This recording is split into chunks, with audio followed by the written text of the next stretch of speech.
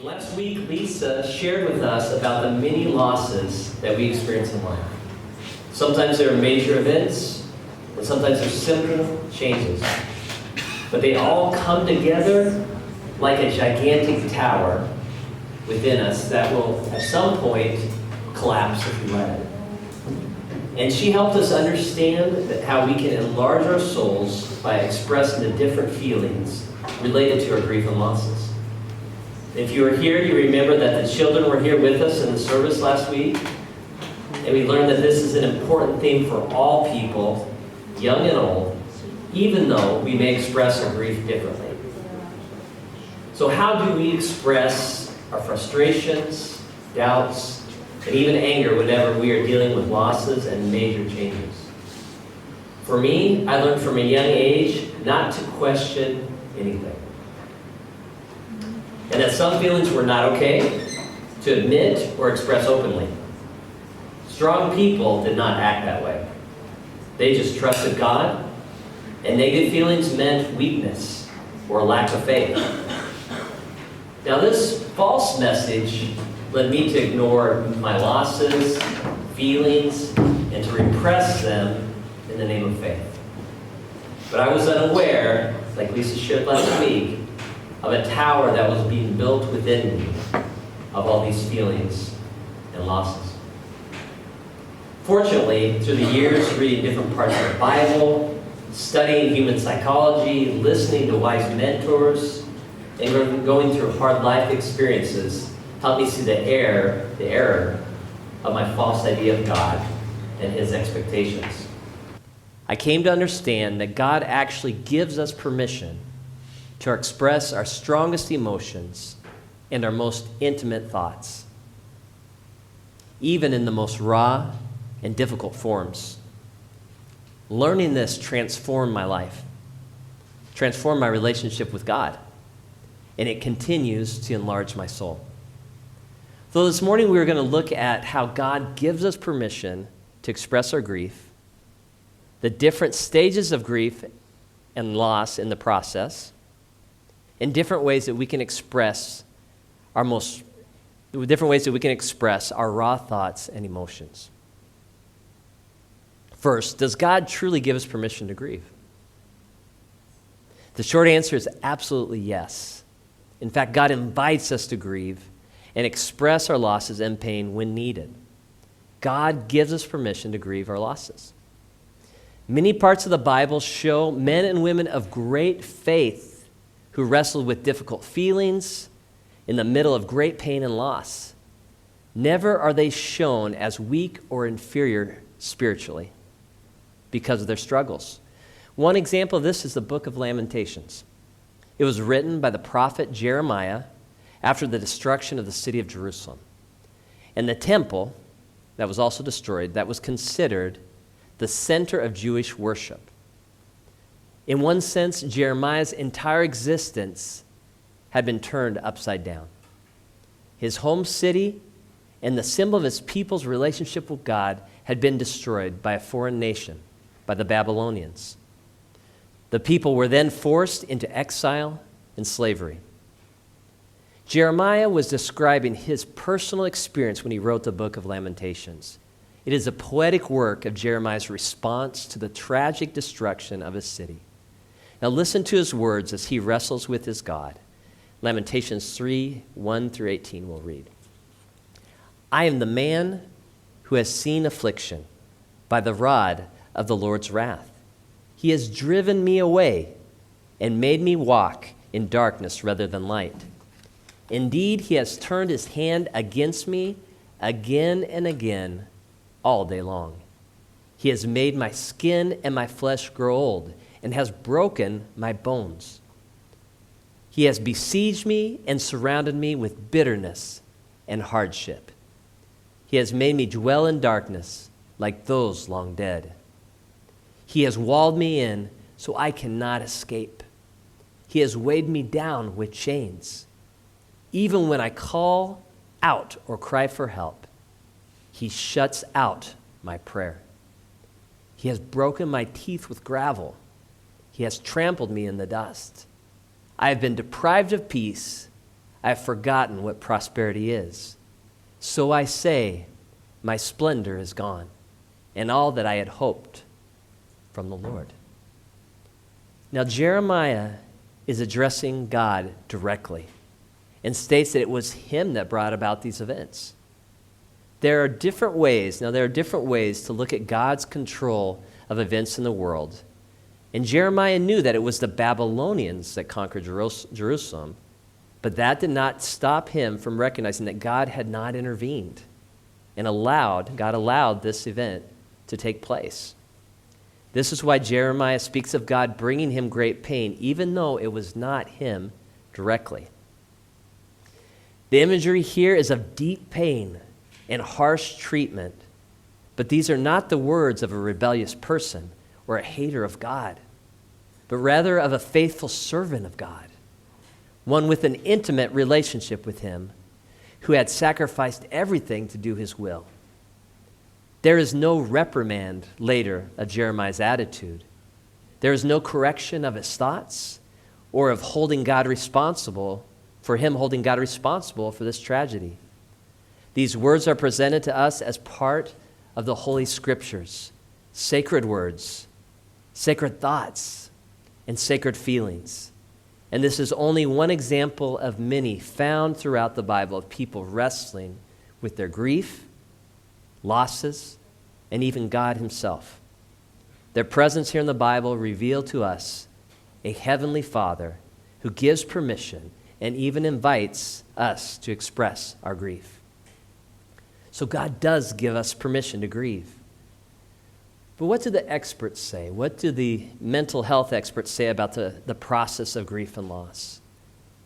Well, they tell us that grief and loss is normally a process of different stages. Psychiatrist and author Elizabeth Kubler-Ross is known for developing the model of the 5 stages of grief. She acknowledged that they were not always sequential or linear or rigid, but they give us a framework to understand the spectrum of human thought and emotions as we process loss and tragedy. Let's look at them right now while we keep in mind the words of Jeremiah. Here are the 5 stages: denial, anger, bargaining, depression, and acceptance. The stages are not presented as an illness or mental health disorder, but rather as a natural way that people process and heal from their grief and loss.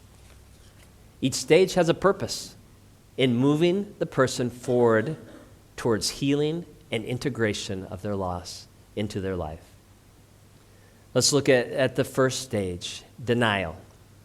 This is when one first becomes aware of a loss or tragedy. The first moments are often of shock, disbelief, and numbness. The person cannot imagine that this event actually happened. Surely Jeremiah felt this when he first witnessed the destruction of the temple and his city. This was not the time for him to write or express himself. Surely he was at a loss for words and overwhelmed by the event. Some people refuse to leave this stage. They deny, minimize, or ignore their loss. They might say things like, "I'm fine. I'm okay. Don't worry about me. Just have to keep moving on." Or, "This can't be. This is impossible." Anger is the second stage, which involves anger and frustration. The anger may be directed at a person related to the loss, at God, or anyone near them at this time. It may even be directed at oneself, at ourselves. It might grow within us and only come out when we cannot contain it. People in this stage may lose their temper for minor frustrations. We see these feelings expressed in Lamentations chapter 3. Jeremiah feels as if God has brought him great pain and has not heard his prayers. People might say things like, "Where were you, God? Why did you let this happen? If you would have only been there. If you would have only taken better care of yourself, you would still be alive. This is unfair. I don't deserve this." The third stage is bargaining. This is a stage where the grieving person seeks to find a way to keep things from changing. They try to negotiate with God or their situation to keep everything the same. They resist acknowledging the loss or tragedy that will mark them forever and may seek a way to reverse the situation. The doctor gave the diagnosis, but I don't believe it. My wife left me, but I know that she will come back eventually. I lost my job, but now I'm going to church every Sunday, so that I know I will be okay. This stage goes beyond being hopeful. It is trying to ignore the impact of the loss or change. It is another phase of denial, trying to resolve what oftentimes is unresolvable. Now, it is interesting to read the gospel accounts of Jesus in the Garden of Gethsemane. Here, Jesus is suffering as he considers his coming crucifixion. And he prays to God the Father for a way to not suffer on the cross. Jesus is considering the coming emotional and physical pain and is asking if there is another way. Ultimately, his prayer is, not my will, but yours be done. But even Jesus Christ in his humanity was looking for a way to not face the suffering of the cross. Yet he did not sin, disbelieve, or dishonor the Father at any moment. He willingly made the ultimate sacrifice. But after this process. The fourth stage is depression. This is the stage where reality sets in and the grieving person begins to feel a great sadness as they consider the weight of their loss. Their energy is very low, and this stage can be long and exhausting. There might be silence in the stage or little social interaction. I just do not feel like doing anything. I'm tired. I just miss them so much. I will never get over this. I will never be happy again. In the verses of Lamentations 3:17 through 18, we hear Jeremiah describe his loss of peace, prosperity, and his hope in God. These words describe a depressed man, devastated by his tragic loss. However, Jeremiah does not remain in this stage. He moves on. And his next words show his path forward, and a path that we can also follow.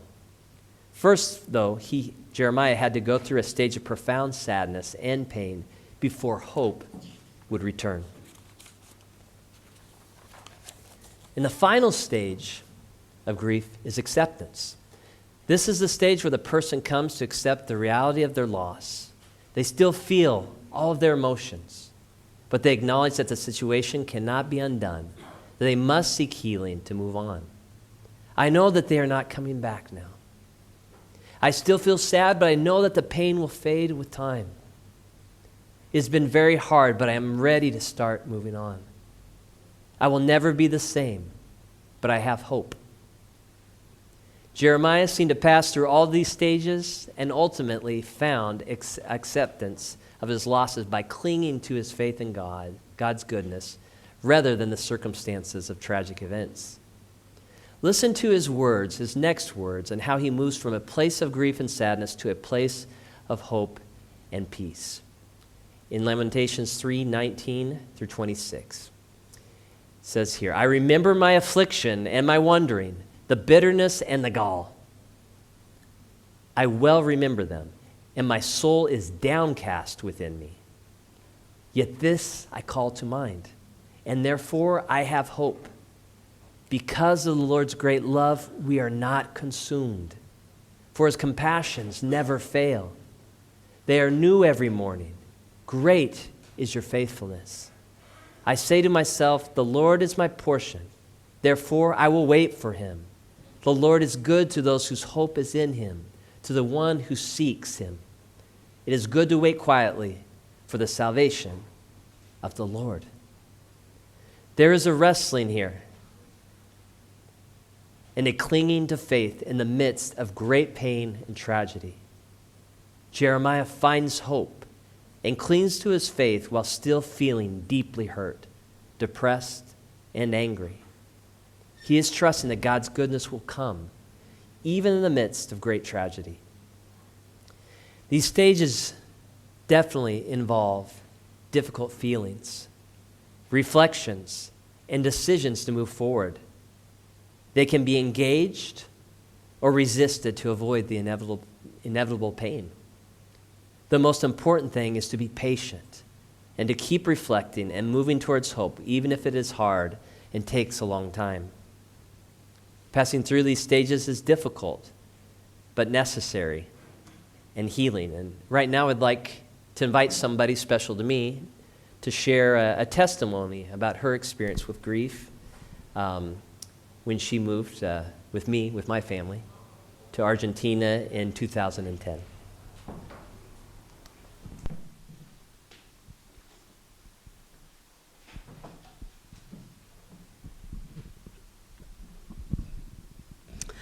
This was a lot easier to practice in my bedroom. And all of these worship songs really stirred up a lot. So I am more emotional than I thought I was going to be while I was practicing. 13 years ago, my son was a year and a half, and we were in language school in Argentina, and we were eager to give him a little brother or sister. And so 3 months into our Spanish, we got pregnant, and we were super excited. And at 8 weeks, we saw the little heartbeat. We saw the little peanut inside of me.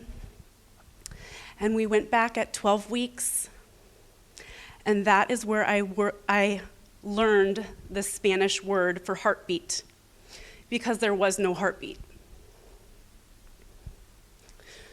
And I remember complete shock and devastation of this future that we had thought was going to be part of our family. And I remember being like a zombie, where my husband was just moving me from one doctor to a hospital to a surgery room. And I just followed along because I had no energy emotionally or physically. And I remember the last because we had to have an ultrasound again to make sure that this was true, that our baby was no longer living. And I just remember, God, you can do a miracle here. You can heal our baby. And it didn't happen. And so I had to have a surgery. And I remember, okay, this happens sometimes. It wasn't the end of the world. I was eager to get pregnant again. And 6 months later, I found myself in the same position. We saw the little heartbeat at 8 weeks, and then at 12 weeks, there was no heartbeat. And that miscarriage turned into a possible cancer scare because my hormone levels could have spiked and caused cancer. I remember not wanting to leave my house. I remember not wanting to go to church because there was another mom with a belly who was pregnant the same time I was, and I didn't want to see her growing belly. And I didn't want to see moms nursing their babies. I just wanted to hide myself away. And I was thinking, God, you asked me to leave my family and my culture and my language. And you asked me to share your good news, but it doesn't feel very good right now. And this is really when I had my very first faith crisis. I believed there was a God. He existed because I'd felt him. I knew his power. I heard him speak to me. But at this moment, my faith crisis was he did not feel like a good God. And so I wrestled with that. And I was angry, and I was very just trying to put myself in a protective bubble. And I found a book, and I wanted to escape my reality, and so I started reading this book. And in one of the chapters, it was specifically from me, God speaking to me, and if you want to ask me about it later, you can. And it brought me hope. And about a few months later, I read 2 other books. The same night, I read 1 chapter in one and 1 chapter in the other. And there was the same message. And again, it was just the Holy Spirit, just God speaking to me again, helping me release my grief and helping me to find hope and to understand his sovereignty in the world. And by God's goodness, I was able to go back to the United States and grieve with my whole family. We had a ceremony where we could honor our little babies' lives. And we also named our babies, which also helped with grief. And I also bought this ring with 2 little baby hearts that represent my babies in heaven, our babies in heaven, as more steps to this grief. And 13 years later, as you can tell, I'm still raw. It's still hard. He's carried me through, and I've been able to encourage people on that journey when they've had miscarriages. But I'm still on a grief journey. And I'm allowed to. So that's my story. Every process is different. Every person is different and unique. And I'm glad that Beth is able to share her story. It's part of our story of grief and loss.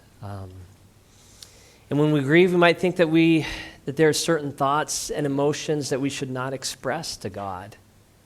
Maybe we're angry with him. Maybe we feel like we're losing our faith. Maybe we are doubting God's goodness and faithfulness to us. If this is true of us, God already knows. He knows your thoughts. He knows your pain and your feelings. And it's good to remember that God can handle the expression of our darkest thoughts and our most intense emotions. He can handle the expression of your darkest thoughts and your most intense emotions. They may harm other people, they often do, but you can't harm God. And we see this in Lamentations, in the words of Jeremiah, dark expressions of pain, suffering, and even God's distance. We also find examples in the Bible of people asking God where he is and why he has not answered them. Each person is not rejected by God, but rather they encounter him in their most difficult moment. Sometimes answers are not given in the form of an explanation or a problem resolved, but God reveals his presence, his compassion, and love through many different ways. Many people have found their peace after wrestling with God, maybe shouting, crying, and expressing their doubts and fears. And one example that I always think of is from a famous movie. I think the image just came up. You might know this movie, Forrest Gump. And a film character that had a profound impact on me is that of Lieutenant Dan, who's on the guy with no legs on the right. Lieutenant Dan was a military soldier, and he felt that his destiny was to give his life in battle, just like many of his ancestors had done before him. However, when he was wounded in battle, his friend Forrest carried him to safety and saved his life. The harsh reality was that Dan needed to have his legs amputated, and he struggled to face a life afterwards with this physical disability. Dan became angry, depressed, and fell into alcoholism and reckless living. One of the most striking scenes of this movie is when Dan and Forrest started working on a fishing boat, trying to make a living fishing for shrimp. They did not have much luck, and Forrest began to pray that God would help them. Now, Dan did not have any faith in God at this point. Listen to this dialogue in one of the most memorable scenes of this movie. Dan says, "Forrest, where is this God of yours?" As they're on the boat and they are not catching any shrimp. And Forrest narrates this scene explaining that was when God showed up in the form of a wild storm. Forrest states that he was afraid, but Dan was mad. And Lieutenant Dan remained on the boat's mast during the storm, and he begins to yell at God. Here's what he said with a few edits. You'll never sink this boat. Come on. You call this a storm? Blow, you. Blow. It's time for a showdown. You and me. I'm right here. Come and get me. You'll never sink this boat. And he laughs this awful, hysterical laugh. And Dan yells with all of his strength, challenging God in anger and frustration. A small man, full of pain and grief, screaming at a big, powerful God. And the next day we find out that Lieutenant Dan and Forrest miraculously survived the storm. And in the aftermath of this, Lieutenant Dan tells Forrest, when everything calms down, he tells Forrest, I never actually thanked you for saving my life. And Forrest, looking back, remarks, he never actually said so, but I think that was when Lieutenant Dan made his peace with God. Now, this is just a movie, but maybe the story resonates with you, and maybe it reveals some truth about our God. We do not have answers for all our losses and sufferings. However, God gives us permission to express our doubts, frustrations, and even anger towards Him. He can take it. And as many have said, to be angry at God means that we must first acknowledge His existence. And I'm convinced that sometimes authentic prayer looks like Lieutenant Dan yelling and crying out to God in the midst of a powerful storm. Sometimes we sit in silence. Sometimes we yell at the top of our lungs. Whatever is within us, we can give that to God. He can take it. And I'm convinced that this process of grief and loss leads to healing, peace, and even a deep relationship with a loving, compassionate God. This is an enlarged soul, living fully and able to face the darkness, trusting that God's light and mercy will win with time. So God has given you permission to grieve and feel. What will you do with that permission? And grief is a process that is deeply spiritual. So I ask you, is there a loss, change, or trauma that you still need to address? And finally, God is not afraid of your intense emotions, your dark thoughts, and lingering doubts. Do you have anything that you need to express to God or to a trusted friend? So your next step might be to pray to God about these things. It might be to speak with a trusted friend or a leader here at Christ Church or somewhere else. Or to attend a workshop on grief here at Christ Church. And today we have that opportunity if you'd like to come later today. Maybe the best next step would be to just go and listen to the message that Lisa gave last week, full of practical ways to express grief and loss and to help others in that process. We're going to continue to just reflect and to think and to pray as John comes and he leads us in the Lord's Supper.